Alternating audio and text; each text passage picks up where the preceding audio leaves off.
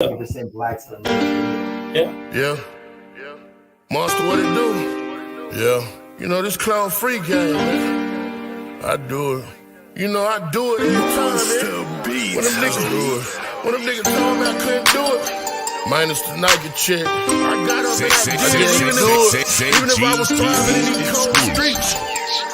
You know, these streets make a man out of nigga, man, every time. Yeah. I swear they nigga hate to see a fat king. A nigga from the bottom doing better things. I used to slang dope in them bandos. No lights, no water, shit the same clothes. 382 clips in the bag of O's. The same shit my brother doing time for. A nigga risk it all just to have more. So I let my nuts hang, drag them on the floor. Just to ride clean, you know what I mean.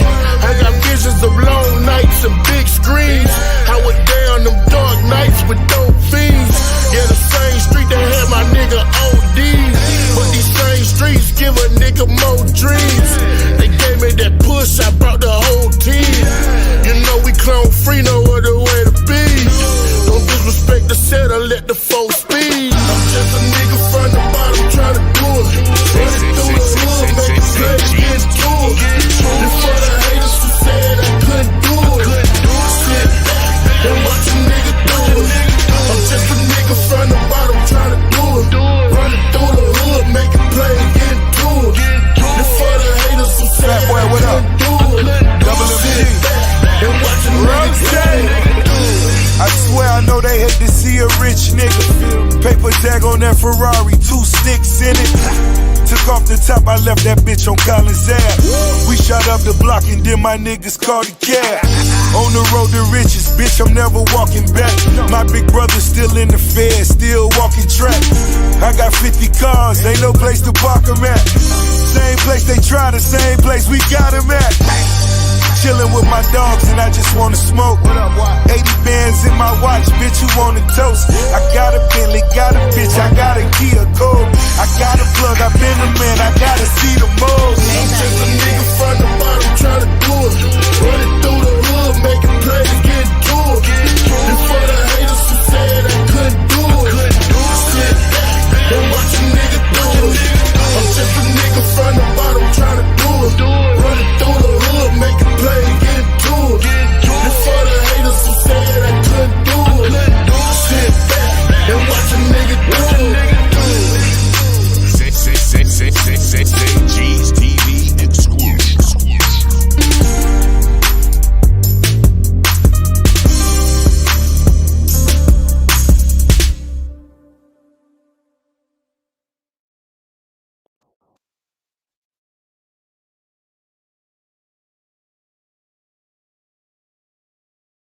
Blame me today. All right. Say it again where they can hear I you. said you can blame me today. It's okay. It's all right. It's your girl, Bound Pal. What's up? Oh, wow. Yes. Okay. Actually, you can't blame me. You can blame him now. No, I still blame you. All right. Well, I'm excited about tonight's show. We have some special guests that we're really going to talk about some real shit and really get in deep. So y'all jump in. You know how it goes. Speak your mind. We'll pop your little messages and stuff on the screen, all that good stuff. So I'm ready to get into it. I want to introduce my guest. This is fam to me. I've known them for how many years has it been? It's been almost a decade, I would think. Yeah. Almost a decade. We got some former Razorbacks, some NFL players, some entrepreneurs, some successful Black men, all under the age of 35. Give it up for that. What? This is amazing to me. So I'm going to kind of let them do their thing. Broadway, you started off. Tell us, about yourself, just a little bit, what you do. Right. I'm Ramon Broadway. I'm from Shreveport, Louisiana. Born and raised there. I was fortunate enough to go to the University of Arkansas. Played there, set a couple records there. You can check it out. Go Hogs. We're doing our thing right now, so you know what it is. Moved to the Dallas a few years ago, and I got an opportunity to kind of jump into construction. So that's what I do. That's what I do for a living. That's what I'm passionate about. So yeah, that's pretty much what I have rolling right now. All righty. D Love, what's up? What about you? Yeah, man. This your boy D Love, man. Basically, just a second career, basically CEO of a music label. Right now, at this moment, influencing kids, influencing my son's youth basketball team, putting a lot of energy towards those guys, my nephews, uh, trying to just influence the youth, the younger guys coming up, and not just the youth shit, the older guys. Some of you brothers 40 and up need guidance. Yeah. So,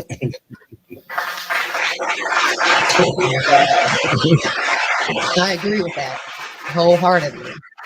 And we also have Clone Free ATM in the house. What's up? Tell us a little bit about yourself. Man, I'm the former manager of the late great C Struggs. Yeah. Round of applause for that right there. Yes, that does deserve a round of applause. Do some photography. You Okay. know. I can relate. Yeah, just I was in corporate America for about 20 years. Been off In the 6 years, enjoying life. Already. Well, I really kind of want to let's jump into the deep stuff. You know, this is an open forum, open conversation. Jump in, say what you need to say when you need to say it. Because I know a piece of your lives. I want to see, you know, what was it? What was your upbringing? What was it like growing up for you? What was that dynamic? you want me to start it off? Yeah, go ahead. Well, my dynamic was really unique, but it wasn't unique as far as the inner city. Never met my biological father, and that's something that a lot of people don't know. Raised by my mom and my stepdad who came into the picture. For the most part, the normal struggles of any kid in the inner city. Sometimes it's all good. Sometimes it wasn't all good, it wasn't all bad. Sometimes things flowing. Then your folks have setbacks. And in the 90s and early 2000s, a lot of setbacks. We wasn't no way to cash out somebody for a bill. Or we didn't have the resources, that we have now. And my folks did what they could, and originally from Dallas, Texas, Wheeling and Polk, what I represent. Been a Dallas native my whole life. Arkansas, Minnesota, woo, woo, woo. You know what I'm saying? The list goes on. No. So, yeah, kind of forgot the question. I jump in for a second. A lot of people don't really know a lot of this about me, but I grew up in Shreveport, Louisiana. Grew up in the bottom area we call the bottom. Allendale was my home hood, and at the age of 2 years old, I was taken into the state custody.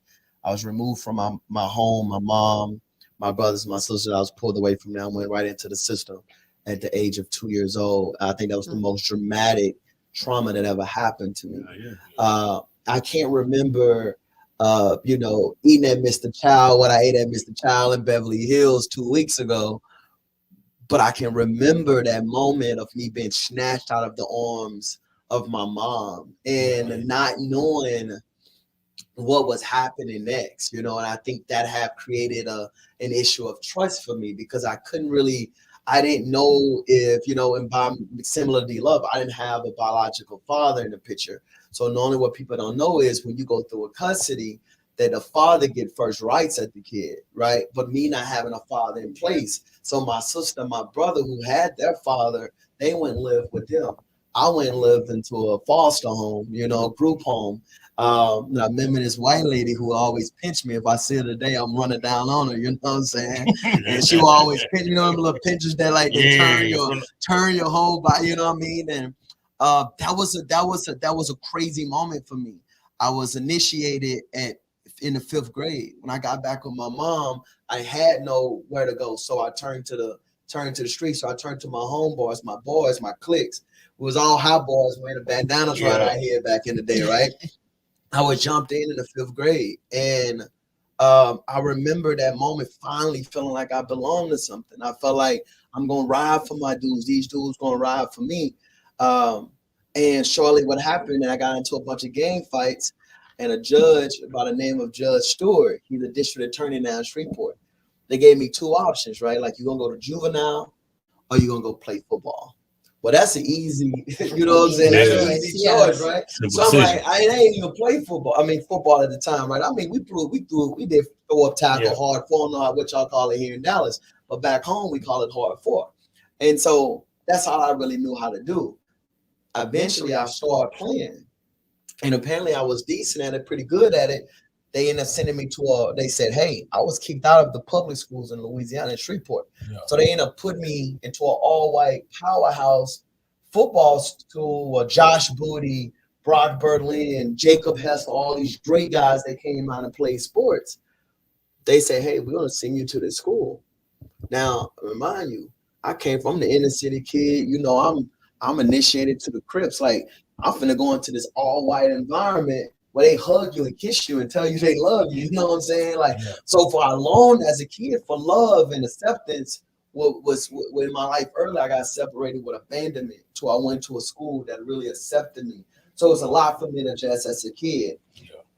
So being able to get a chance to go to that school, it opened doors for me to be able to get into Arkansas, getting letters as a freshman, getting my first offers. Like, this was like crazy. Nobody in my city, like at that time, nobody in my family had graduated from middle school. My mom dropped out in the 8th grade.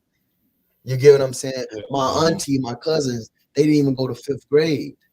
So I was one of the first people in my school, my life, my family to even graduate college. You get what I'm saying? So you're just trying to set that, you know, you're trying to get this thing rolling generation-wise, but of course you had some setbacks, right? Like, you know, I lost a lot of people, a lot of friends. My sister was raped and killed at 12 years old. Damn. Having to understand that my best friend was shot in a game in a street crime. You know, he was going to school to be a dentist. And you trying to understand, D-Love was with me in the same room when I got the call. You trying to understand, I'm a Crip. I was initiated. This friend came from an all-white school, mom and a dad in a big house. Brother's a dentist. He going to school to Dillard University to be a dentist. He gets shot down in Baton Rouge. You get what I'm saying? So now again, you trying to wrap your mind around so many things. So as a young kid, I dealt with identity crisis. I dealt with trying to understand, do I belong on this side or do I belong on that side? You get what I'm saying? So that's a little bit about my upbringing. And it took me to about 20-something years old to me to realize what type of man I was called to be. You get what I'm saying? So I tell people all the time, it's okay to not know who you are right now. You know what I'm saying? Got young kids nowadays trying to identify, who am I? What am I doing with my life? Well, listen, it's okay to go to, hey, D-Love said he had a mom who loved on him, this and that. My other man said he had this, you know, he had a dad who really loved on him and this and that. Well, you take those good qualities from you hearing from your peers. That's why football is so important to inner city kids, because for the first time you feel belong to something. You know what I'm saying? Yeah. So I didn't mean to get that deep, but and I piggyback off of it, man. It's more so an outlet, and like the public schools are the outlet, and for these inner city kids, sometimes that's all they have to look forward to. And, you know, that's a great point you made, bro. Like, that's true. You know, sometimes it's all I've seen it. I've seen football make and break kids. That's right. Life-changing, altering moments just because they didn't get to where they wanted to get to. Right. Definitely. And so that was kind of going to go into, you know, the differences, well, the importance of education and what made you want to get an education in, because where I'm from, where I grew up, people didn't think about college. Right. It wasn't a concept. It was, I'm just going to school because they told me I had to go. Right. And now I need to get out here and make some money. And then they don't finish it, you know? And so there was a motivation, and you kind of explained as to what that motivation is. But as you get into the camaraderie between brotherhoods when it comes into sports, Right. how does that create a different dynamic for you? And does that help with the mental instability that you had to endure? Yeah, for getting sure. to that point. Well, even and I say this, even what we just went through, I want to say what this last year when we had all this police brutality on black men, unarmed black men, right? Well, that set all of us back because we just said this. We came from the hood and we got introduced to another lifestyle that meant my best friend is white. My god kids is white, right? His offensive line, brothers. So, when all of this was happening, we couldn't understand because we never been treated like that. You get what I'm saying? But to find out this is really still going on, athletes, the word woke was a whole nother thing for us. Like, man, you got to really be woke. Like, maybe I've been asleep, right? Because I lived in a world of athletics where D-Love could come in with dreads and diamond rings at a young age, and he's still Mr. Everything. You get what I'm saying? I've been pulled over. Ball fade. You know what I'm saying? I can get pulled over with warrants. I remember getting pulled over right before a season opening in Arkansas, and I had like a warrant for my arrest.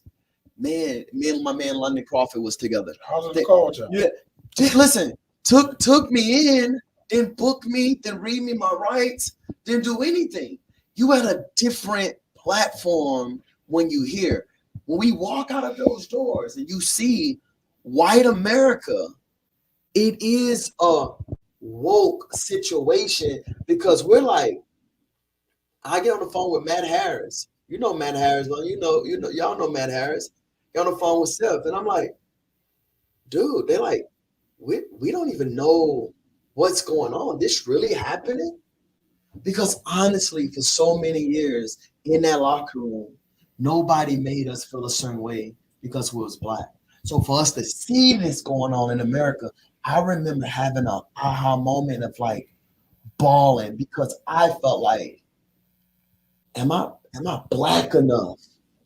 You get what I'm saying? Like, I feel you. I have a question to that though, bro. Like, the only thing that throws me off on that, because I can understand that you're living in a bubble where you don't see what going on in the rest of the world. Plus, they're treating you a certain way because of what you can do for them.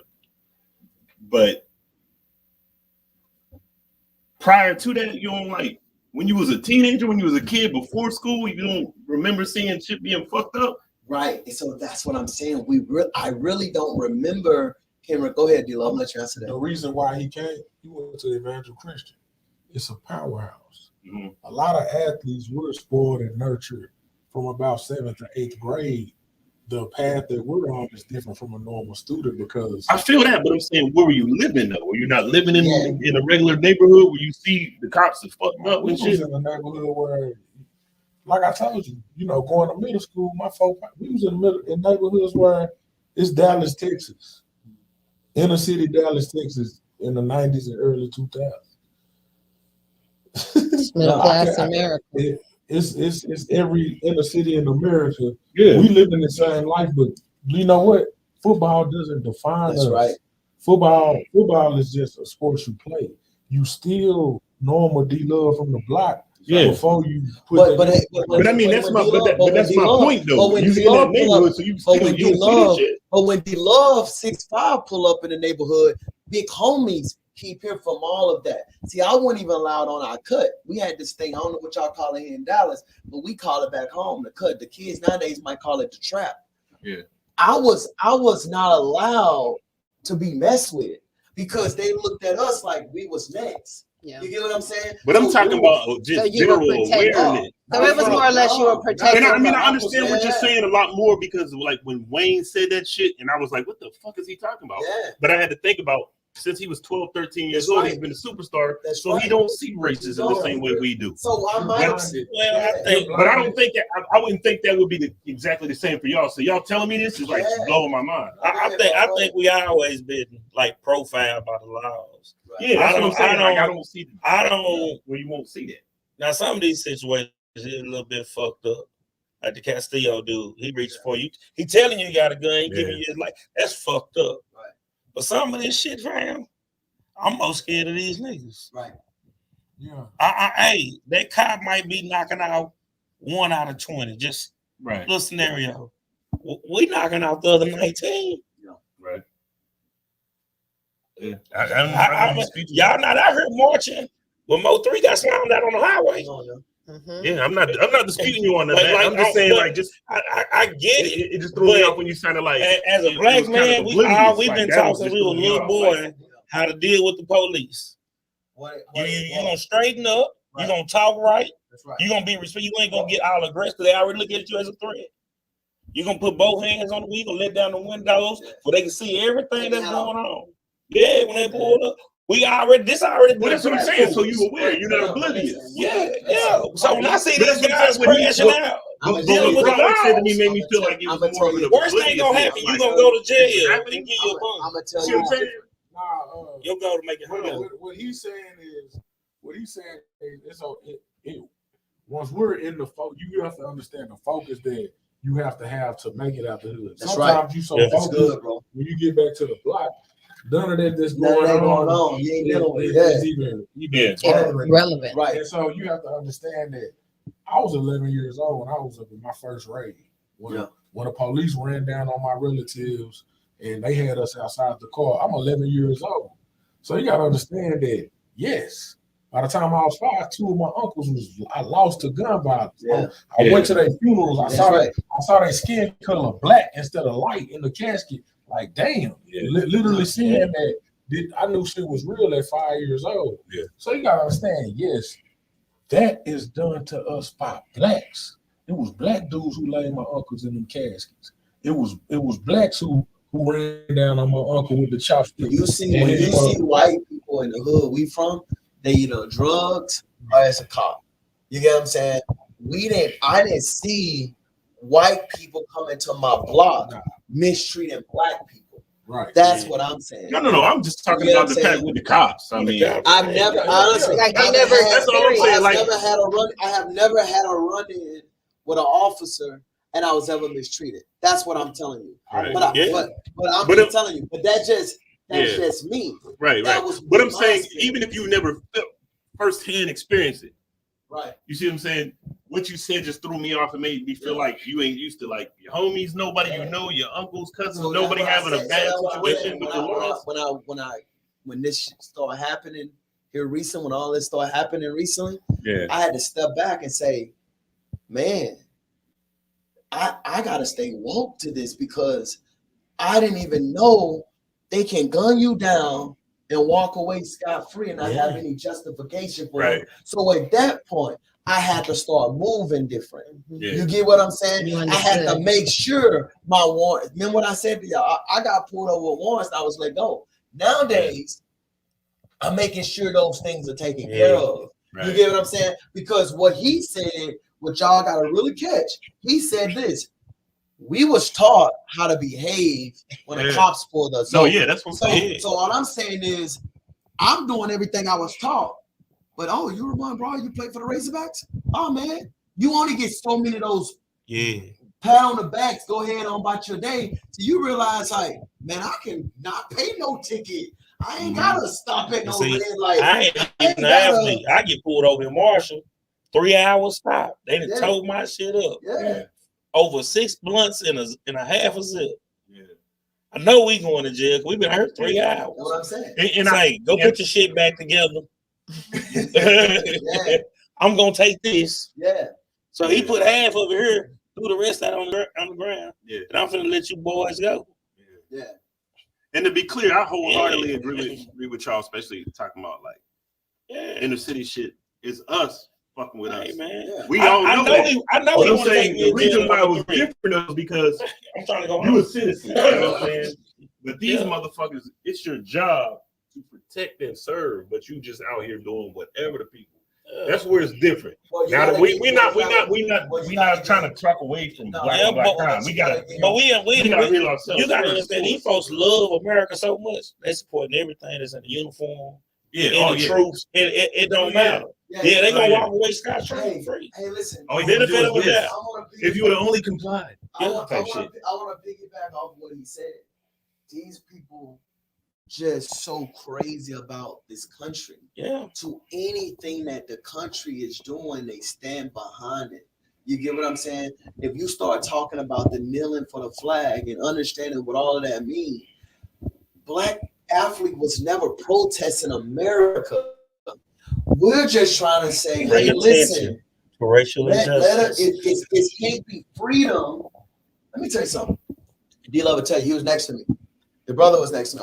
When we heard the anthem before a football game, you had tears coming down your face. That's what it meant to us. That's what when those rockets flew over our stadium, you got chills. That's what this country means to us. Then you turn around. I want you to understand what this man said, okay? He said it. I ain't said it. You know this is wrong. And you guys stand up and justify and say what you just said. Oh, if there was in compliance. Let me show you something. Wrong is wrong. I don't care what the situation is. You understand what I'm saying? So we're not saying we still don't get chills. I was playing in Canada. So when I left the NFL, guys, I went to Canada. They play their old Canada song. I'm sitting here like this. I don't feel nothing. There's nothing. I'm like, there is a sense let's get this show on the road. But when them Rockets go over that stadium and that girl feel hit that vibration, that girl hit that high note, words can't explain what athletes feel. So for them to say to us, if you don't respect this country and listen, that's the good old bar racism. That's what I'm telling you. I have to go back and get woke to what's going on because I'm like, we never said we don't like American flag. What I'm hearing my fellow athletes say is for the land and the free, all of that. We just said show us where it's free. Let me say this, and it's gonna throw it off. Does Colin Kaepernick take the knee if he's still the starter for the San Francisco 49ers? That's good. He won't. Does Colin Kaepernick?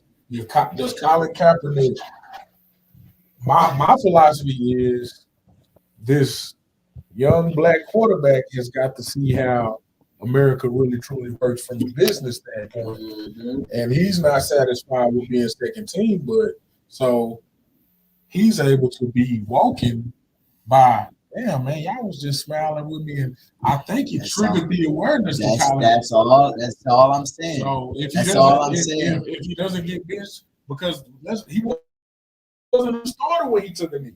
This is why at first I did have a problem with it. I'm not gonna lie to you, because you had a problem with which part? So I didn't have a problem with the movement. I had a problem with him taking the knee after he was benched. Yes, I don't have a problem with you taking the knee when you were starter and everything good. But after you're not getting the attention you're supposed to get, after you're not getting the reps you want to get, then you take a knee to bring awareness to what's going on. I'm cool with that. But what was his ultimate motive? That's all I'm saying. He never spoke on it.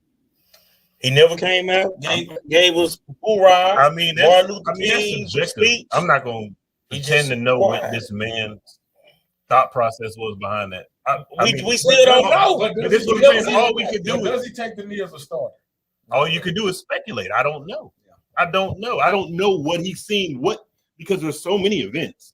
I don't know which particular event is what made him decide, you know what, I'm going to do something. This is the one. So I can't. But the one what? He never came out and told us what the one was. But no. My point is, he ain't spoken. My point is, none of us can sit here and say yay or nay. We just speculate because he ain't spoken on it. So we don't know. I'm just saying, circumstantial evidence. What Love is saying is. But what does he gain? Let me ask this: What does he gain? Attention, publicity. He gained a country. I mean, is that going to make you a starter, or is that going to make you a starter or a martyr? He say He ain't been in the league in about 3-4 years. But my point is that going to make you? Is that going to make somebody decide? Oh, we should start you now. I don't think that's the case. So I don't see how. Awareness most definitely was brought to, injustice. But at the same time, my thing is, hey, because the NFL, everybody knows the good old boy role. It's a clean cut society. It's how you can. This is the same league that told Cam Newton he shouldn't get more tattoos if he was thinking about it, if he's going to represent the Carolina Panthers franchise as a quarterback. Mm-hmm. These are things that are stereotypical bias that we don't ever pay attention to. Mm-hmm. But from a fan's point of view aspect, I want to know Colin Kaepernick, the good old boy role was played with him. He was yes sir, no sir. Watching his interviews up until then, there was no absolutely no That's talk good. about it. That's good. So I just want to know, was he enlightened from a business aspect, enlightened like, damn, man, we really pulled no weight. And the frustration made him take a knee and disrespect the flag to bring that awareness. But at the same time, it happened after you're no longer the starter playing the good old boy role. That's good. I just that's a question. Well, because we all been there before. We all been pulled before. Right. I've been pulled that road, that I've been force. snatched from a starter before. And what that make you feel like? Did it turn you into an activist? It almost turned me into an insane person. And you can do some stuff that you're not fully thinking all the way through, because you got to understand something. You just embarrass my whole reputation and my brand that I stand for, and then you decide to put someone else in after I've been playing the good old boy role. You get what I'm saying? So it does, and that's a really good point. But again, like you said, we don't know because he never came out and said anything. But what I want him to understand is, and if however this message get back to him, it's kind of like anything else. If you're gonna do it when you really have the stage and a platform. Don't do it because somebody pulled your role. Now, remind you, the Black community is not saying we're not happy, we're not proud of them. We are proud of them. As a Black man, I'm proud of them. But as an athlete, is that clear? That there's a separation. It's a separation. Right. We're just trying to understand. We played at that level. We played on that same field with you, boss. We've been there. We just trying to pull you to the side. You know that. Let's talk. Let's get like when your homeboy and y'all got in the fight at the club and he really tripping, but you gonna jump in the fight with him anyway. But when you get home, what you gonna say? Yeah. Bro, you were tripping, bro. Yeah. So we just trying to see as athlete what was really the motive behind that. So your thought process is he was tripping? No. Well, we just saying, not saying in a logical sense of it. Go ahead, look. I would say this: he wasn't tripping. Everything that got accomplished and the light that was brought needed to be. This was necessary for it to happen. My thing is, with this being necessary for it to happen, the light that was brought to the situation, all of the programs, the athletes control really the narrative. Right. And this is what we don't even understand back to the times of Jackie Robinson. We don't understand back to when Jackie Robinson made his influence at Major League Baseball. It made everyone else go in and say, hey, we know we have been giving these guys a disadvantage. And they got a whole Negro League to keep these guys that we're not even going to keep their stats to even put these guys a part of history. So from that being said, to where we are now, in football, the Black athlete, you really have an edge. You don't see white guys in the secondary. You don't see white guys on defense anymore. Oh, no, definitely. You see them at quarterback and offensive line, because even in other sports that we're introduced to, we just get into the grasp of it and we just start to succeed. Like, we just come to the top, cream of the crop, whatever we do. But by us being the voices, Black athletes, the LeBrons, the Jay-Z's, like, y'all are speaking on a behalf, but it's still a good old boy behalf. It's Jay-Z doesn't relate to me. Little Boosie doesn't relate to me. These guys that they have that represent the black community, they don't relate to none of us. That's out here in these streets. Like Boosie's on Vlad often, right? Yeah. But his philosophy that he gives out is basically a ratchet philosophy. Yep. There's no opinions and facts behind what he's saying. This is his own personal opinion that most people wouldn't agree with. But this is the voice of us. Yeah. Jay-Z is the voice of us when he tell us to boycott the Super Bowl. But when it's something for him to get in it, he's there talking to the commissioner. He talking to commissioner. Well, I don't think any of them are the voice for us. I know what you're saying. They're the ones in the forefront that are marketing towards us. But this is what I'm saying. The issue is not fixed if you marketing guys that's on payroll. Yeah. Give me a guy that's not on payroll. You already shut Farrakhan page down on Twitter. He's not allowed to speak. But I mean, how are you determining who's what? Like you're saying Boosie. Like I don't think Boosie is saying things that they want him to say. He's not. I think he's saying things they'd rather him not say. I think look at Vlad TV and look at who gives the platform to give us the voice. He's being put out there as the black representation for black people. All of that I think is. Then TMZ gonna go pick it up. Yeah. But we gonna put that on blast. And that's what America is gonna end up seeing. But that's anything. That's anything, because you're gonna find people who you relate to and people who you don't relate to. It's about being beyond that. Like social media don't dictate shit in my life. You know what I'm saying? I think it is a problem more for our youth, but I think that's why us as older people. You're not looking at it from a consumer standpoint. I know I'm a consumer like you. That's what I'm saying. Of cool. No, you're not looking at the creation of cool. Is what people follow. Jay-Z is a creator of cool. Listen, I'm not ignoring that. This is what I'm trying to explain to you. I'm not ignoring that. I'm saying we can't control that. This is what I'm saying. Can you control what they put on the TV? No. My point. We can't control that. What we can control is what we as individuals share with the youth. Let them know, yo, this ain't what it is. Right. That's all we can do. Yeah. You're not touching me. You're not touching the masses. All the platforms are covered by these guys who are creators of cool. Yeah. Who are with the But we just acknowledge you can't control that. So I'm talking about control what you can control. Controlling what we can control is just real people that represent the people. A platform. You don't have to be a rapper. You don't have to. Who do we have? You're right. You're right. Who do we have? What are you talking about? We all have access to the internet. Right. We all have access to the internet, but you don't understand. We don't have a real legit voice. Dr. King's voice is gone. Malcolm X's voice is gone. So you have to understand nobody else is taking the place. Everybody else are. To me, they not working with the people. Al Sharpton not working with the people. Jesse Jackson not working with the people for real. Right. We have had no change in our communities. The store in South Dallas, it still look like it did 30 years ago. The schools still look like they did 30 years ago. So you're saying you need a leader to make changes? Real leaders besides I'm saying Dr. Umar. But this is what I'm saying. All good. These are people you're saying they don't represent you. But you represent you, right? I represent me. So do y'all not understand what I'm saying? I represent more But this is what I'm saying.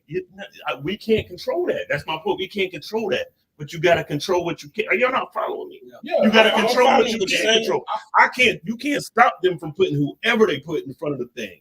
Right. You're not gonna stop the machine from putting Little Nas X on the thing. You're not gonna stop. I have a question. No, this is my point. You can't stop that, but you can control what you can control. That's all the fuck we can do. Okay, that's fine. That is for you, but I would think about the future generation. Right. Yeah. You already halfway in. Let me finish. finish. The point is our job as individuals to change those things. I want to ask these kids differently. Okay, I get it, but I want to ask you a question. How much did your parents control of what you actually did during your adolescent time?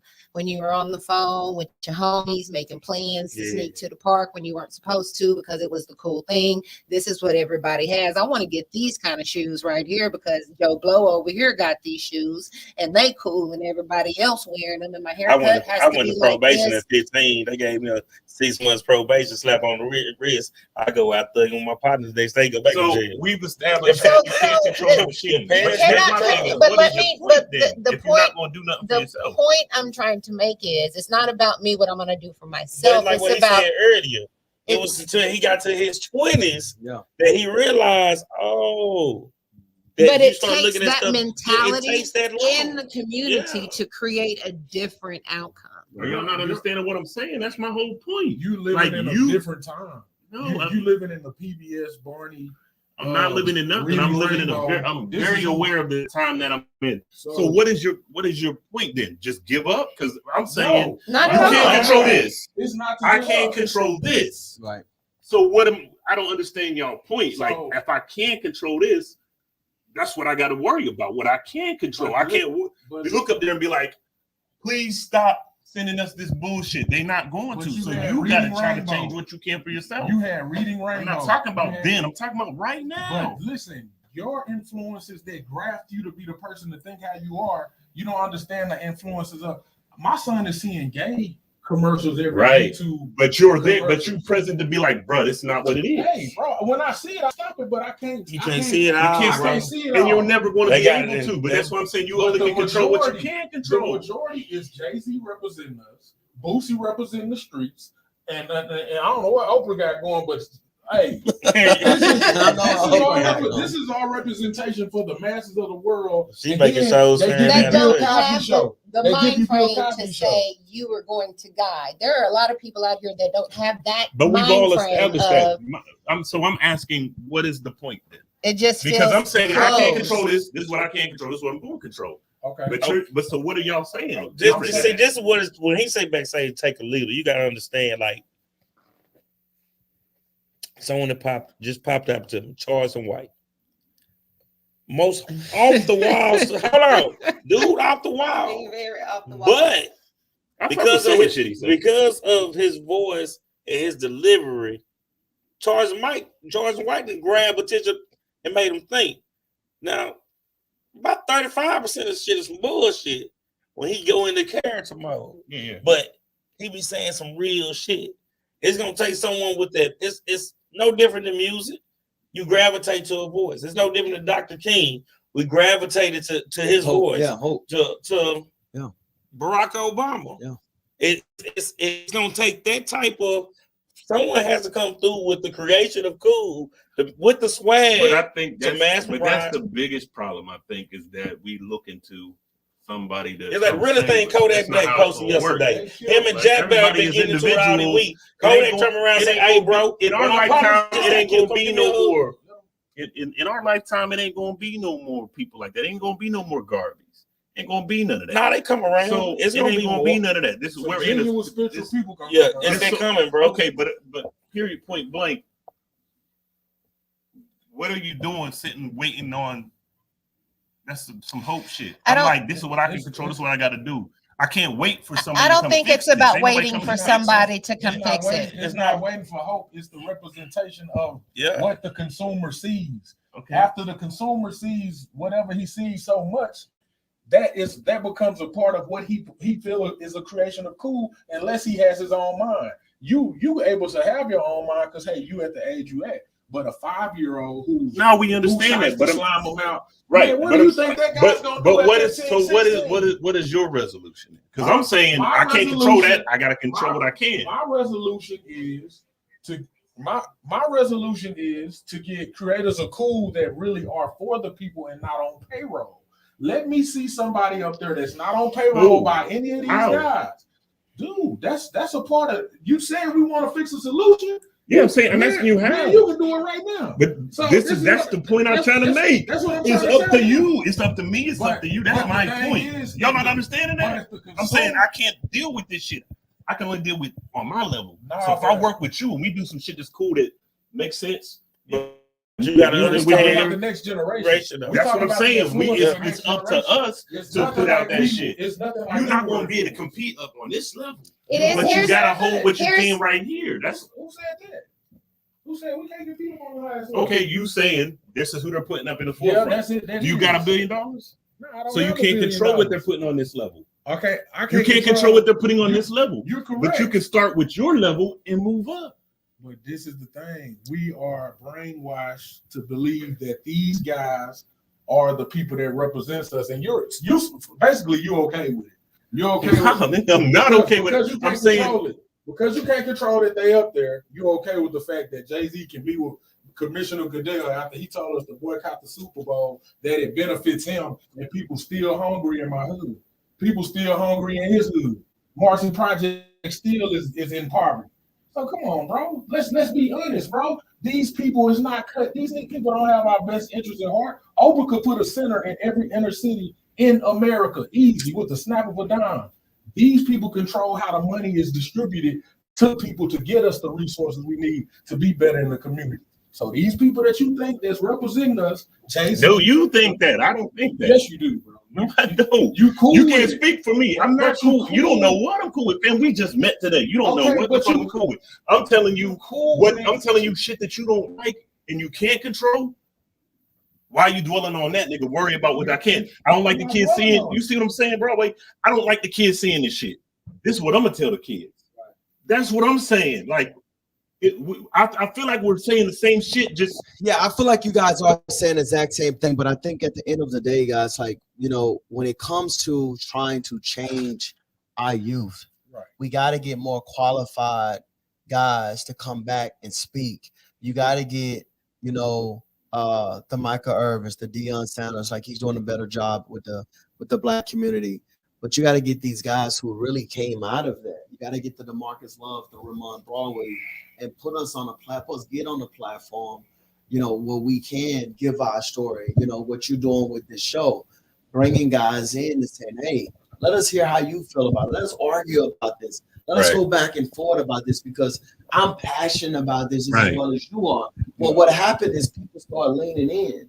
And then when we're talking about, they understand it. Oh, what I thought was cool over here, that wasn't really all that cool, right? You talked about earlier, you know, like how was y'all going from the hood and doing this and this and that? Like D-Love said, man, you have to have a tremendous amount of focus to get out of that. Man, I knew dudes that was way better ball players than me, never made it out. But I had to get myself around some people who say, hey, listen, we're going to start pelling at this thing one step at a time. And that's exactly how we're That's what I'm saying. That's exactly how we're going to change the youth. I got a 14-year-old teenager. Yeah. You get what I'm saying? And what did you say on the phone the other day when we was talking?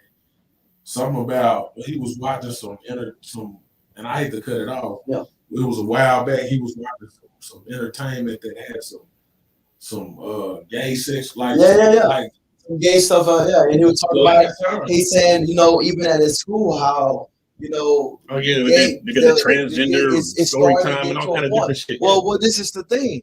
You can call somebody the N-word, but you can't say nothing about somebody's sexuality. Right. America done got to the point. The American creation of, that's what I'm saying. It got to the point where we can't say and listen. Can't say nothing. You can't say anything. Right. But what I understand is, as a Christian, as a platform, as a Christian, we've been living out to judge nobody anyway. Now, what we haven't saw, that's a whole other thing. I've never seen so much openness in that community. But that don't mean that I have to be okay with it or not okay with it. That's just the new what? That's just the new. So all I can tell, I'd say this to my daughter. We're in an era right now, you love, and I say this, where my daughter boyfriend can say to her, my last relationship was a guy and we didn't work out well. And that would be something that, so you just scratch your head, right? Yeah. You just scratch your head, but guess what? That is common as saying my last relationship was with Susan or Keisha, whoever it is. So we can't do nothing about that. Girls are gay too. You get what I'm saying? We can't do nothing about that. But what you can do is teach your children that you're going to love them through whatever the situation may be that they are. Because we will lose our community if you start making harsh decisions and shut your mind down about what you're okay with and what you're not okay with. So many athletes, let's swing it back there. I think about these guys who come out and say that they've been gay. We're dealing with something right now in-house at Arkansas, right now to this day. You know what I'm saying? Love is laughing. But other people laugh about it, right? You know what I think? Because I got the heart of God. You know what I think? How lonely that must have been for this man to feel that way all these years. That's what I think about. You get what I'm saying? When I look at these athletes that's finally coming out and saying that sexuality, well, we thought the locker room was cool. Y'all know how locker room go. There's a lot of gay stuff goes on in the locker room. Where it's all fun and cool until what? One of your teammates come out as gay. Yeah. Then you like, whoa. But this is what I'm trying to tell you. Identity, guys, is mental health. It's what's killing America faster than anything, faster than any racism, faster than anything. Because the simple fact is this. I feel like this. If you're gay, okay, you cannot be racist. Right. Yeah. Because how are that two men, white men that are gay, looking down on any black man? Because but they are. Listen, I'm saying it's. Yeah. I hear what you're saying. Like, if you feel this way, how can you? That's right. Because you know what I do, right? They experiment with them first. I put it out there. I make it uncomfortable. That's why I'm saying this today on your show. You cannot be gay and be racist. Because the same thing you condemning, right? That's what's going on with you. It's the same thing you're supporting. So understand something. We're all mentally challenged when it comes to things that we're uncomfortable with. Prejudice and racism are two different things. Mm-hmm. If I see a skinhead, and I ain't got nothing against skinheads. I don't know who I watch the show. I got nothing against skinheads. But I'm just making an example, right? I came from the bottom. I'm a Allendale 1-4 to a corporate American man, okay, that pays 6 figures in taxes. But if I see a skinhead with tattoos on him pulling up on a bike, I ain't got nothing against bikers. Listeners, I got nothing against bikers. I'm going to walk to the other side of the street. You get what I'm saying? It ain't because I'm scared, I'm this and that. My perception of skinheads just haven't been positive. They don't like me. You get what I'm saying? Yeah. So what I want people to understand, identify prejudice is making a prejudgment on a group of people. Racism is making a judgment of someone's skin color. Right. It's not okay to be prejudiced, but you're human. Racism is wrong. That's not of God. That's not of Jesus. At the end of the day, you sitting around here saying you don't like this person, your daughter's boyfriend, because he's black, and you never got that chance to sit down with him. But what I do understand is this guy, how many white dudes we all sit down with, we hanging out having a beer, got to know. That's why I had to say black. And everything changes. Yeah. It goes back to when Dr. King said in his dream, he wanted people to be judged by the content of their character. That's right. And I think if you go back to 1968 and you just listen to it, and now the world we're living in now, people are judging people by the content of their character, but they also judging people by their status. That's right. Yeah. That's right. So at the end of the day, it's like the biggest fight we have is those who have the voice being able to really truly make an impact. You know, I've seen LeBron make a real impact, but rarely do you see anybody else with a voice make severe impacts to the community to where they can we actually feel it. Yeah. You know what I'm saying? Like a backpack driver is cool, but what about these youth centers? What about real youth centers that have life skills coordinators who educate kids for free? There you go. You know what I'm saying? I'm willing to do it. Hey, shit. And they're not even teaching trade in schools anymore. When you going to school, you had wood shop, you had auto mechanics hanging out. No, they don't do that. They ain't got time. No more. Now I have a question because you came from where you came from. You went to Arkansas. Y'all were part of an era that was a very loved era. It was I mean, you couldn't walk down the street, literally, like y'all were it. And you have that height of that celebrity in that era, and you go into the NFL. Does that change immediately? Is it something that becomes automatically a different aspect of life? Is it like, were you prepared for any of that? And did that help you say, you know what, with this, I know I'm not going to be in this forever. How do you have the mindset to say I need to prepare for the future after this? Well, I think athletes, we're some of the most unique people because we reset every level. We're resetting from Pop Warner. We're resetting to the middle school. We're resetting to the rise to the occasion at Evangel. You're resetting to a rise to the occasion at Arkansas. Every level you go up, you're most of the time when you're a freshman, you're the last guy on that roster until you're able to kind of pick things up and find your way. But you have to reset yourself every level. In the NFL, if you think you're not gonna reset yourself, the veterans gonna reset yourself for you because you're dealing with 30-year-old men with 3-4 kids with wives. They're not your partners. They're not your homeboys. They're not looking to kick it with you. You got to think the dynamic of resetting to that level because we get to stardom. We were superstars in college, and they treated us like professionals. It was a whole different feeling to where when you get to the NFL, everybody is up there. You put the mic in. Everybody is everybody is up there. Everybody's cuffing their cloth, and so when you get there, you have to go from being. I was a 2-year team captain. I pretty much ran the team. So I go to Minnesota to where I'm carrying guys' shoulder pads. I'm getting their breakfast every Friday. I'm having every away game. I'm having to make sure they got their steak and shrimp.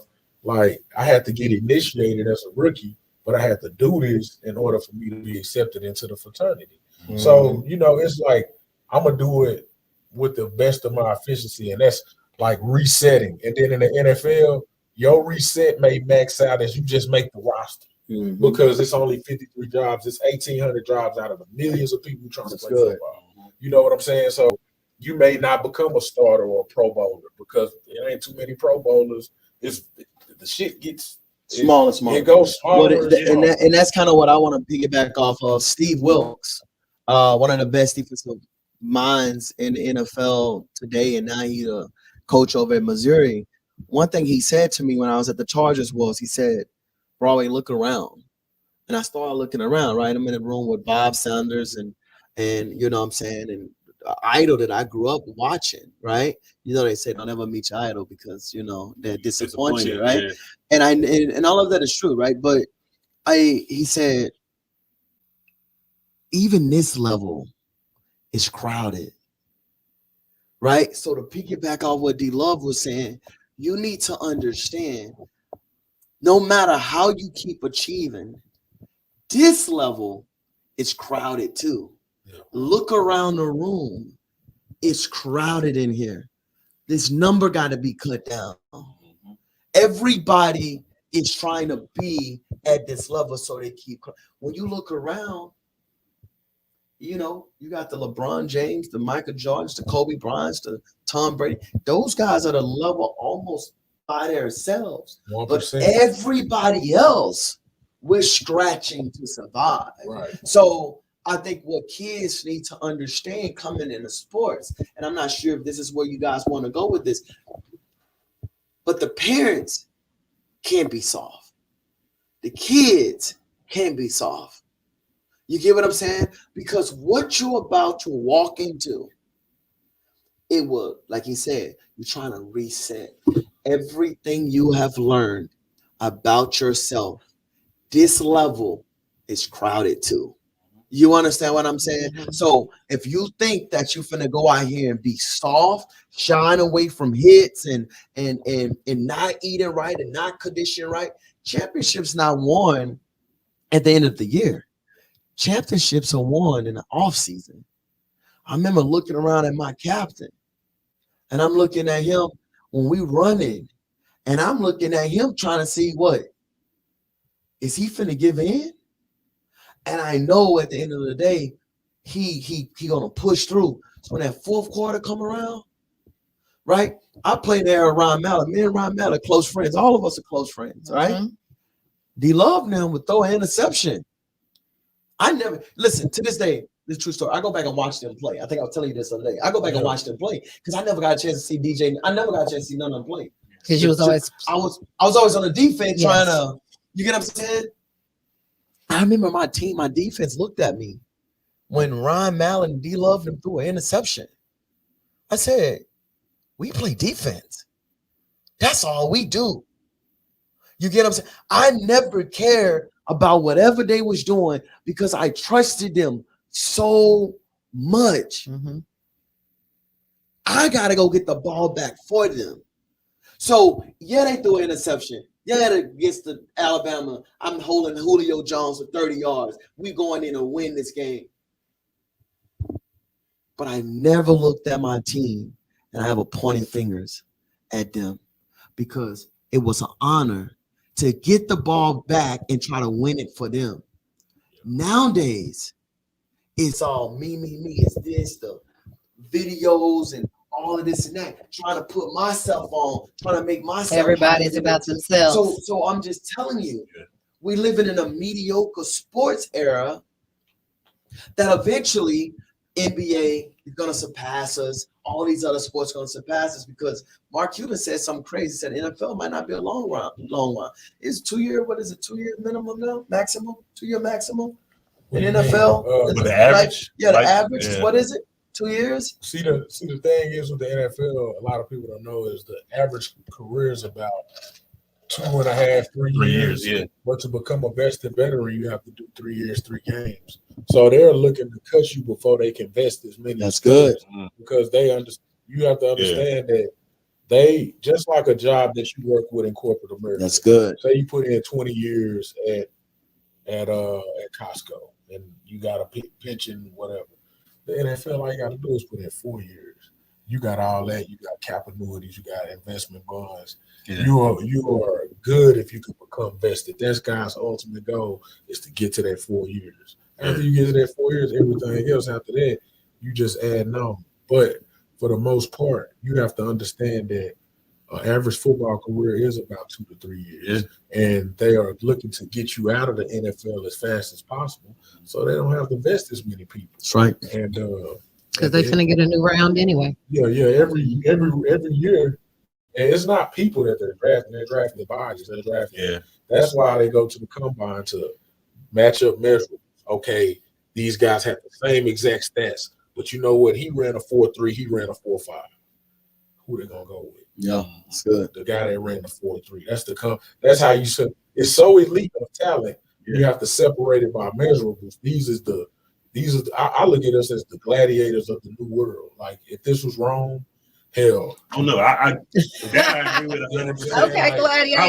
I've always looked at it like that. Like that's what it is. If I wasn't playing football, I would be a gladiator. I would have to because that's just how I gotta get physical with somebody. Some of us ain't completed. We don't knock a motherfucker out. Yeah, that's just that becomes a part of your aura. So yeah, I feel like it's just the new world of these new gladiators, and then each gladiator possesses a different skill set.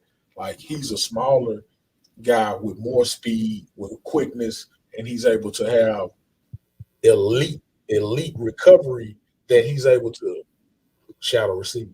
Mm-hmm. I'm a big, long, tall dude with big, broad shoulders and a big trunk to keep blockers off the quarterback. There's people around. You know, football players were built like our position. It ain't really running backs. They short, they lower body. Yeah. You know, tight ends, they long stretch guys. It pretty much you pretty much grow towards your position. Yeah. But at the end of the day, if we were in gladiator days, he would be used to go do a different job than I would.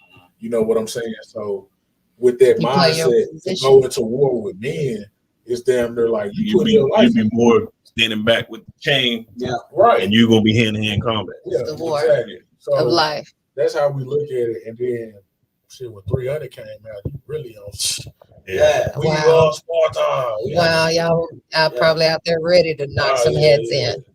Well, as y'all went into these different aspects of life and these different stages that y'all done still all before the age of 30. You know what I mean? There's a that puts you in a very, very small category, especially being Black men. Right. You go into your entrepreneurship. What guided you into the different areas of business that you are currently in? Well, I'm gonna let mine start that one off because my boy ATM just walked out. Yeah, I jump in. I think for me was I always knew I wanted to do business. And I had a professor at Arkansas, and I get to talk about her right now, was Dr. Pops. And Dr. Pops was in my microeconomic professor. And she will always say to me, I went to her saying, hey, I'm going to fail your class. Ain't nothing I can do about this. I'm going to fail your class, right? And she says, I tell you what, if you make a sacrifice to meet with me every Wednesday at 9 a.m., I tutor you myself. Not the TA. This is the doctor who's going to do this for me. And understand it, right? Like, why is she doing this for me? But when I understood, when you give someone your word that wants to help you, man, y'all know how the hill is. Yeah. It's cold. It's days you get up, you don't want to go. You don't want to do this. But the fact that I gave this woman my word and she taught me supply and demand, she taught me you have to have something that everybody needs. Right. Not everybody wants, that everybody needs. And I think what it was for me was when football was starting to get watered down in my life, I started to understand. I was the number 25th defensive back my senior year prior to me getting hurt. And I remember not understanding what God was trying to do in my life when I was getting hurt. But a guy was texting me like, I got something else for you. I had no idea what this meant, right? So now I started a ton of ventures, right? A t-shirt business, a tax company, this and that. I did a lot of these different things just trying to swing at something. And I think a lot of time with these kids when they're coming in, come on, boss, you come on through. I think a lot of times what happens with these kids is that they don't even know where to start swinging at, right? They're like, oh, I got to hit a home run. Life is really about a bunch of singles. Yep. And business is about a bunch of singles. You get what I'm saying? And these guys can tell you, you're going to fall on your face, right? But the difference between failing and succeeding is how many times you get up. Nobody in this room, none of us in this room have started something and we just hit it over the fence. You get what I'm saying? In construction, for me, I got to deal with, if I do everything right, I don't get a review. But if I do one thing wrong, they all over you. you. All talking about it, right? And it's different for football, right? Because in football, if I messed up, the scoreboard lit up because I put a different position. But I get another chance to come out and lock somebody down. Now everybody loves you still. Yes, it's still right. So in business, I had to understand it used to get me down because I'm not used to people. You know what I'm saying? Like when you fail and y'all put that work in and you thought it was going to do this and it didn't do that, it get to you. It touch you. But you got to remember something. At the end of the day, you would have felt that 100% of the chance if you never tried. So I'd rather take my chances. 100% of the shots you don't shoot. I'd rather take my chances. People are like, oh man, you fell off. Oh man, you ain't got it like this no more. You know what I'm saying? Yeah. But I want people to understand this. And anybody that's out there that's having a tough time in their business, let everybody say you fell off. Let them say you fell off. Because guess what? In order for you to get up, you gotta fail. Yeah, you get what I'm saying? So I'm ready for mine to it took me 5 years to get to one of the top 10% in my business. It took me a lot of failure. It took me a lot of staff. Who taught me how to run payroll? I don't even wait. So I just not gonna write everybody a check. I ain't know you gotta have that amount of money in the account to cover that. You get what I'm saying? You had to learn. You had to learn these things. And people hold you to the fire. Yeah. People nail you to the cross if you fail. You get what I'm saying? So what I always want to encourage anybody, man, who's trying to get their business off the ground, fear is contagious, right? You know, people only tell you it's a bad idea because they can't picture their self doing it. Yeah. I'm not saying it's not a bad idea. It's not a good idea, but fear is contagious. But you know what else is more contagious? Winning. You get what I'm saying? I can look over there and see D-Love 6'5". They killing it. They throwing bombs over Baghdad. And we get scored on every single time they get up. I get contagious seeing him win. And I say, we got to get this together. And guess what happened? Now we're winning. The momentum and now that's what it's called. Your team is winning. You guys know that. You know, you celebrate. You got to stay consistent. You celebrate a win. You know what that feels like. But you don't let all this outside people only tell you can't do it because they can't do it or they were scared to do it. I mean, you got to have all this money to do something. And let me tell you something. Hard work, I work any dollar bill that you put on the table. You get what I'm saying? You seen, listen, let's get a little street right now. You been in a dice game, right? Yeah. Well, Roy, you got that guy who you shoot 10, but he come in with his little $4, right? But that's his last $4. How many times you seen him clean up the whole house? Every single time, because he's shooting his last $4 like it's his what? His last $4. So we go out there and hustle, take your business like this is my this is all I got. You gotta stay consistent and work your plan. That's your plan. You gotta stay consistent. Like, so get into that a little bit, Broadway, about your current business, what you do, you know, how you got to the point that you are with that. Yeah, I probably employ over 20 plus employees at one point in time. I came in with 3 other business owners, and I was the only Black owner at that time. And I realized that they was kind of platforming me out as the cash cow. I had a little bit of money. I came from playing ball, and I saw at this time I had a Mercedes, right? I had and that was the only thing I had, right? Because, you know, we had to go do something stupid, right? And so I took that car, got a pink slip for it, paid it off, right? And I traded that in. I sold this car for cash. And that was my jump start to running the business. Now, all that money was gone. You know what I'm saying? That was gone. You blew that. You made a lot of mistakes. But what I realized with these partners was, in the construction, you can get a lot more projects because you're a minority. And so they was putting me out as the Black face of this, and funds was coming through, and I wasn't receiving my money back. And this whole couch right here can understand how you putting so much out and nothing is coming back. So at that moment, I decided to. I never fell in love with nobody over money. I've never done that. That's not who I am. But what I did to my partners was I said, hey, if we're going to continue to be friends, then we need to go outside. This guy built big communities, $1 million homes, my partner. I didn't think I could do it without him. But you know what I did? I went out there and fell in on my face a million plus times as a Black contractor. And then I started going to seminar. Watch this, guys. I started doing projects for free. I started doing remodels and flips for free, not meaning free of charge, but you know what I'm saying, not having a bottom line. You get what I'm saying? Yeah. So I can prove myself. And once I kind of start proving myself, more money started coming in, revenue started coming in, start dumping some money into marketing.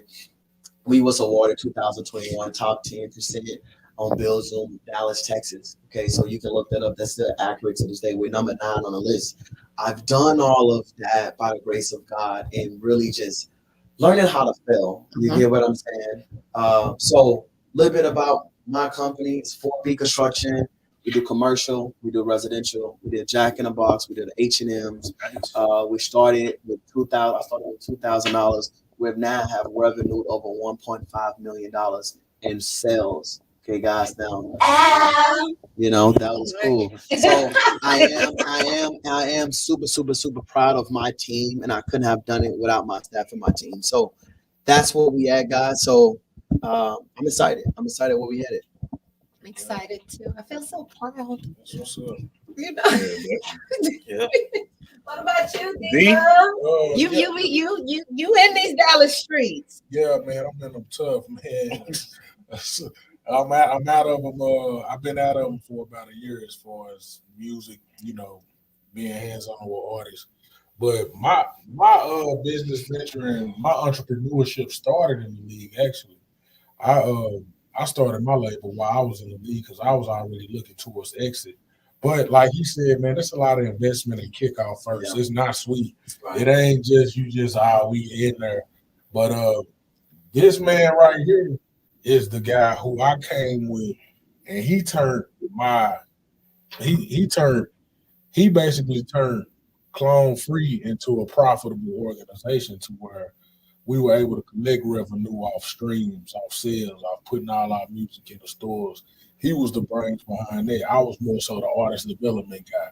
And when I left the league, y'all know, like, I didn't even waste time. I didn't take that time to cry about football. I hopped straight, fast, full-fledged into the streets. We were so aggressive when Strugs first came out because I took my aggressive mindset on football and translated into music. And so it was like we was shooting so much content until we started catching the eyes of other artists. Man, we work with E40, we work with Paul Wall, we work with all the real Crips on the West Coast. Glass and Malone, shout out Glass and Malone, Universal Partnership CEO OG Ump. He got the series down here in Dallas, Gangster Chronicles. Shout out to Daz. Shout out to Daz Dillinger, real Crip, OG cat out of California. Glasses, Daz, E40. Who else we working with? Shout out to Big Homie Watts. Yeah, shout out to my boy Mike Watts too, man. And the biggest one, boss of them all, was with Rick Ross. You know, gave us an opportunity and gave us a free verse to where he saw our grind. He saw what it was, and man. Yeah, Strugs often talked about that, how right, how Rick gave him that verse on the love. But it was from the grind though, man, because we was putting out so much content and we lost at first. Like I started before it was Clone Free, it was GMG. I was messing with janky guys and, you know, guys who wasn't turning the investment over on what we needed. So once I kind of bumped my head, I needed it. You know, I think as an entrepreneur, you gotta take some losses. Yeah. And the thing is, I'm a big time believer in whatever I choose to do. If I say I'm gonna do something, I'm gonna go all in with it. And that's what we did. And so by us going all in, man, we was able to have some of the times all like it ain't even just it's really not a monetary thing. It was more so the experiences because, you know, I had a nice little chunk of change left coming from the league, transitioning to an entrepreneur. So I had a little help. And by me being invested in veterans, other things that was in place that I was putting myself into strategic methods towards, you know, making sure I could make happen. But one thing I will say is the intentions was pure with my business, and it was more so like a calling. It wasn't, I wouldn't look at it as like, hey, this is what I want to do. It's like it literally was a calling because the impact we made globally, worldwide, and some of the music that people was able to listen to and get through their day, and to do what we did from what we started with, we all started with zero. Yeah. And my business started with my partner, C Strugs, and we went from there. And I met Strugs in high school. I was in 9th grade. He was 11th grade. I was 14. He was 16. I met Corey. I didn't meet C Strugs, the rapper. So we knew each other from a brotherhood of football. And by being at Dallas Carter, all the rappers went to my high school. The Party Boys, you know, Hot Boy Star, the Trap Boys, all them went to my high school. So it's the most popular high school in Dallas. Mm-hmm. So long story short, from an entrepreneurship standpoint, I used all my NFL resources too with music. I would send music to other guys in the locker room. I would send music to my partners who live in different states. Even LeGarrette Blunt, like he would always hit Strugs up on Instagram But it was like they didn't know that they was getting on C Scruggs. I was other guys in other locker rooms passing it around. And then not just the NFL in college. I had a lot of plugs in Arkansas to where, hey man, I got this guy here. And you know, we end up getting our biggest hit with an Arkansas guy. His name was C Mad. Kyle took the L, he made the radio. Shout out to C Mad. And long story short, I'm gonna let ATM tell y'all most of what you know he do, because without this guy, my business don't flow. Like without Scruggs, without me, without him, that shit we wouldn't have caught the buzz we had. And we are the only label in Dallas that don't have no outside distribution. It was all 100% in-house funding. So that's okay.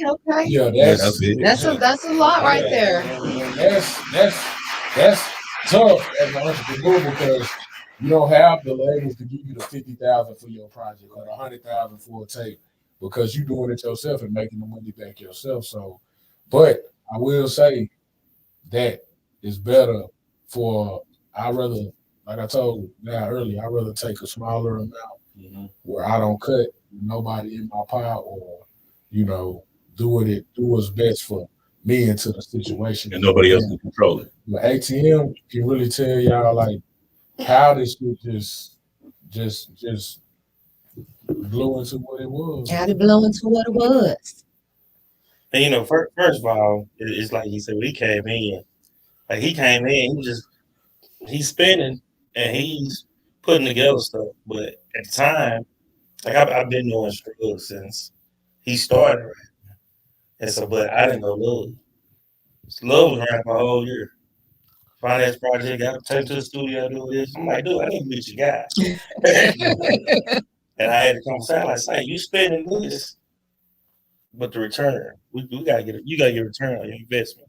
Right. I've been doing music 20 years, but also at that time when he came home from the league and he was done, I was done in corporate America. So it was like perfect time. It was really perfect time. He came and I was like, well, I got time. Mm-hmm. So got time. I ain't even looking for a job. We're gonna go do this music stuff. So by the time I got with him, just let him know, hey, the people I know, we need to pull some things together and take this guy to that level. Yeah. And so it was just putting together a plan.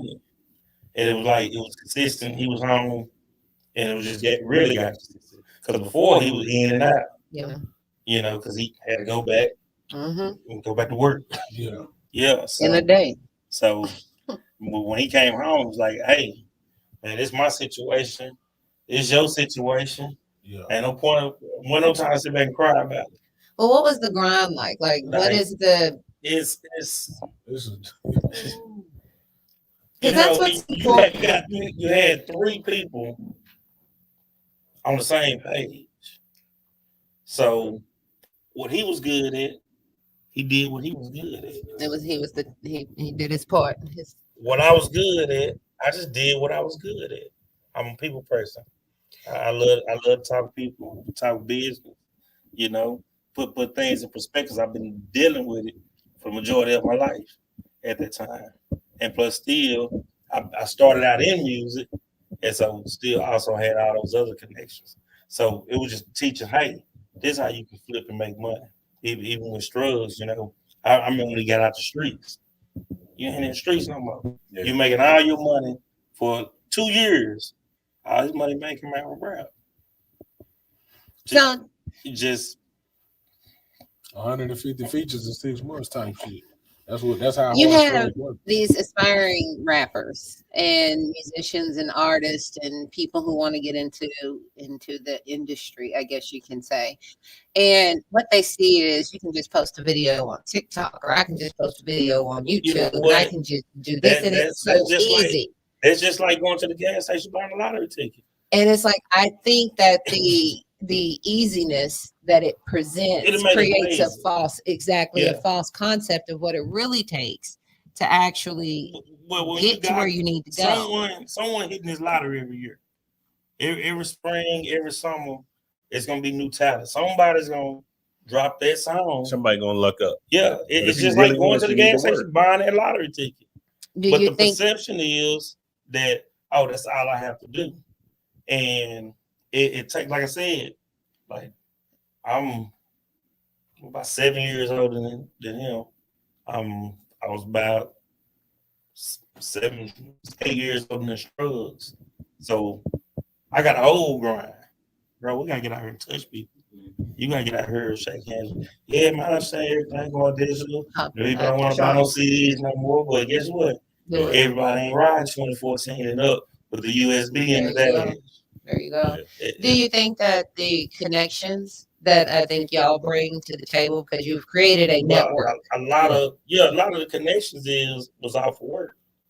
No one wants to work with no one that you don't see that's being lazy. Yeah. That's not investing in themselves. So when you investing in yourselves and people see you have something going on, then you get some business partners. Hey, what you got going on? Well, this is what I got going on. And you come together like that. But a lot of rooms that I got to be in and have my ear in and people to talk to is like, really I never was starstruck by anybody. Okay, that night we was with Ross. I was probably a little bit. That was a different situation. That was just a total different treatment. That was a different situation. Yeah, totally different treatment. But once we got in and got settled, I'm always working. I'm always. It's not a like whether I'm paying attention to what's going on. Make sure the way we left the house. Is how everybody getting back home already. Once I'm in a spot, it's called adulting. I'm going straight to the DJ. I can go get him a drink, and we're gonna chop it up, introduce myself, whatnot. There you go. And never, but like a lot of stuff is that it's social skills. It is social about skills. Social skills. A lot of these guys want to be rappers, but they lack. They too gangster for their own persona. It's like me and D was even talking about before you came in, like. Or you might have just came in when we was talking about that 18. So it's an easier game as far as you don't need the machine as much now because of social media and the internet and everything. But you still got to have people skills. You still got to go out and touch people and let them know. Because the more you do that, the more they see you a real person and they like, I want to fuck with them because they fucked with me. You know what I'm saying? It's like it's the creation of cool. Well, I definitely it's also, if these guys over here doing this, and I'm hearing about these guys over here in my hood, it ain't got to be competition. There's enough money for everybody to get. But the problem is everybody's not really, they focusing really on likes. They're doing stupid stuff, crazy stuff to go viral. Yeah. See, now, all the social, they didn't pass they comedian guidelines saying you can't be up there with all these guns and stuff no more. You try to even put some money on, hey, I'm gonna go put some money on try to market my video because of the content that's in it, they don't want your money. That's true. So now we got to sit back and rethink everything. You don't get those Drakes and Kendrick Lamar's and J. Cole's, they only come every now and then, but it's the ratchet stuff and the gutter stuff. Yeah, it's like the sport. It's like the same thing with y'all with sports. You know what I'm saying? Like there's only so many that's gonna be here. You gotta lift the brother up. Like Atlanta, perfect city. It's a majority black city. And you go to Atlanta, that hate rate, I can't say it just don't exist. It don't exist on that big enough platform. You can be in a barbershop and sitting there having a conversation. Dude want to know what you got going on. Yeah, I got this going on. Let me help you. What you mean? Let you help me? Nah, man. I'm serious. I want to help you. And so when we look at Atlanta, the Black Mecca, and how you have so many entrepreneurs in Atlanta, when we look at the music and watch it turns, but you can look at the rest of the world. See, they done grabbed it and they let it go. Yeah. They producing something. Somebody gonna lift somebody up. Yeah. Every summer. They definitely big for working together. But when you look around the country and you look at other cities where it's probably harder for someone else to get on because they live or where they from. Yeah. No one's there to lift. It's no different. We jump in here. I think it stunted the movement on like even with Boogie and shit. Because But they there was a moment. There was a moment where Dallas had it. Yeah, it just didn't. We were pumping out. They just didn't take the momentum the way it needed to be taken. You know what I'm saying? Like because people in the city, they were feeling like, man, we don't be doing no dance stuff. We don't want to be known for this. Yeah, we really. I was talking to B Hemp about that, where it was just like, it was there. The movement was there. It was there. And then it's just, and they were pumping. People didn't want to be associated. And I was like thinking myself, like, yo, this is good. It ain't negative. It's just kids having fun. Atlanta was the same way. Yeah. They started the same way. Yeah. Then the T.I., Jeezy, and Gucci Mane walked through the door. They all three walked in at the same time and changed the whole dynamic of music in Atlanta. But at the same time, as being from Texas, we had it first. Not as in Dallas, but as in Texas, as Houston. Yeah. We had it first. But we so friendly down here, just that good Southern Texas, you know, that hospitality we got. But they go to Atlanta not knowing these dudes looking at us. Body got on. These dudes dressed goofy. They ain't dressing like us. Mm-hmm. But they go down there. They got the grills. They riding 24s. Mm-hmm. Shoot, they sipping syrup, but they ain't talking about Big Mo. This they stuff now. So we went down there. We sold out our own people. Our little flip ain't this, little flip ain't that. We even had OGs over there speaking on. Now, then that whole momentum shifted. Texas ain't had it back since. Ain't that crazy? But I think the movement can come back only because Texas, Dallas specifically, as far as the industry, is like a top 3. We always been. Well, yeah, that's we always been. Like if you can make it, look at every rapper that ever signed here. Yeah, but look at every rapper that ever signed. What do the major labels do? They send them straight to Dallas. That's what I'm saying. Any label will tell you that if you do well on the airwaves in Dallas, you can go anywhere. You hit. So well, it's we like must be very critical. 150 bands. It's a critical city, man. I guess we must be. Go work your record, get your radio guy, get them down here. Yeah, that's true. Hey, once you get that radio guy, he can go in there, he can pump these records, and he can sell these. Hey, they say, you know, they don't do payola, but it exists. It's I believe it exists. Yeah, it's there. Look at Drake. When Drake drop a song, shoot, they got $100 million, $200,000 budget up for him in every state. So you hearing Drake at least twice every 30 minutes. And even with the streams, pick a song. Like pick a song. Who was it? J. Cole that said that? They pay for these streams. Like, you know, they got bots set up to do these streams. That music ain't playing like you think. Somebody's but they still get a check out for it. They get the check. They still get to see that's the game. The other thing me and B was talking about earlier is 80% business. Yeah. So you could be great, but if business gotta be right. You gotta focus on. But when you pull someone music, that's what you go to. You're gonna go see what their highest views is. Yeah. They can just drop one 2 weeks ago, but you automatically want to see what the highest views. Yeah, is this the video I need to be watching? They gonna always show what's the highest views first. So that's what the people are gonna click on. Yeah. This has been good. I wish we could keep going, but I've got to go to my 9 to 5 in the morning.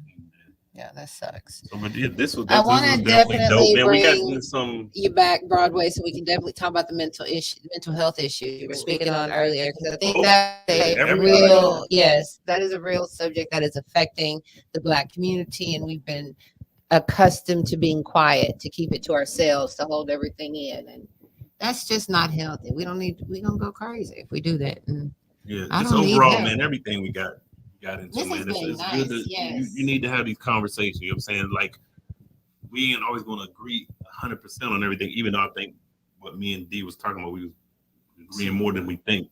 But it's needed, man. This is where it starts, man. We got to have a conversation. And it's just about being really the only time you can get somewhere with somebody with a conversation is if you have an open, critical thinking philosophy. Like, if you're able to be open and be like, even if it ain't today, like 2 days ago, you might be like, you know, 2 days ago, you might be like, I kind of had a point. Oh, no, I told you. That's what I just said. I said, I believe we were agreeing more than you think we were. Yeah. But Say, man. Just in different perspectives. It's been I mean, honestly, we appreciate the community, appreciate what you guys do.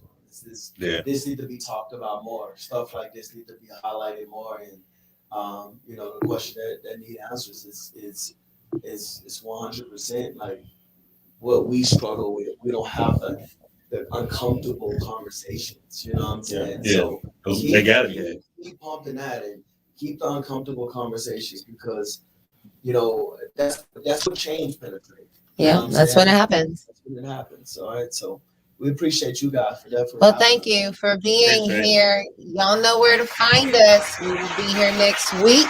At 7:30. I'll let you have it. I'll let you have it today. No, I'm not even putting it on you. This is on Broadway. That was my fault. I mean, it's on Val, but it's mostly on Broadway. Yeah, whatever. Anywho, he wrote that shit, everybody. Be productive until we see you again. Yeah, man. And I'll put y'all. All the y'all contact information is in the contact information. At Clone Music on IG. I got the Clone Free. Excuse me. Thank you for correcting me. Clone Free Music on IG. Everything's popping. If especially, man, all the stuff they did with Strug, man, if you ain't even on to it, go back, man. Cherish this man when he put out some great music while he was here, and luckily for us, he gets to live on through that. 4B Construction for Broadway. Check it out on IG. Y'all have got to see these. The man told you he does homes, commercial property. Y'all have got to see these photos on IG for 4B Construction. I'm looking to build here soon. I mean, it is what he is taking and turning it into. He truly is creating places people want to live, you know, and it's I want you to come and just play with my house. We talked about this a couple of times, Broadway. That was perfect. That's perfect time.